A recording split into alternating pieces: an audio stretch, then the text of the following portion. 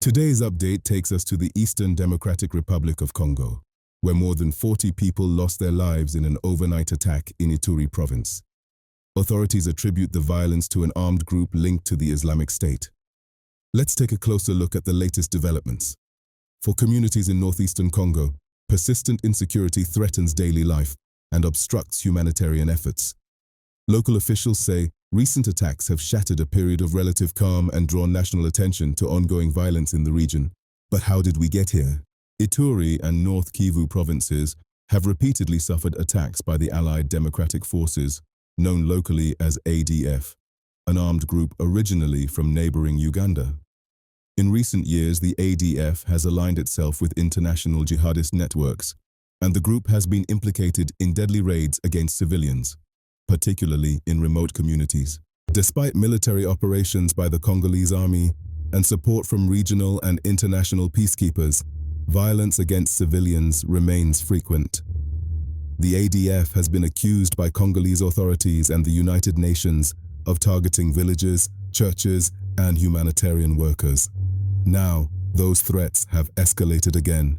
On Sunday morning, July 27th, armed assailants attacked a Catholic church in the town of Komanda during an overnight prayer vigil. Local sources, including community leaders and Radio Okapi, report that the attackers used firearms and machetes, targeting worshippers and nearby homes. Authorities in Ituri confirm at least 40 people were killed, with many more injured. Some reports suggest several children were abducted during the attack. The Congolese government blames the Allied Democratic Forces for the killings. The Islamic State group, with which the ADF is affiliated, has also claimed responsibility through its media channels. Security forces arrived at the scene after the assault to assess the damage and assist survivors. Regional officials have condemned the violence and called for heightened protection of civilians. The spokesperson for Ituri province expressed condolences to the families affected and condemned the attack as a terrorist act targeting civilians.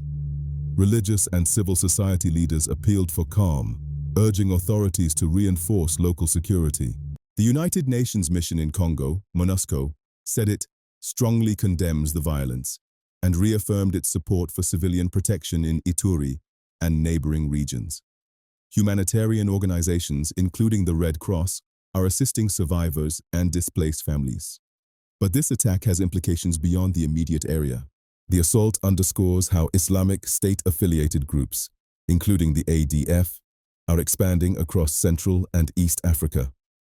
Their ability to strike even in towns with security forces highlights the difficulty facing regional governments.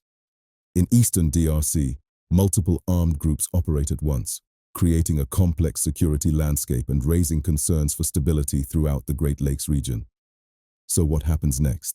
With investigations underway, authorities remain focused on finding missing persons and improving local security in Ituri.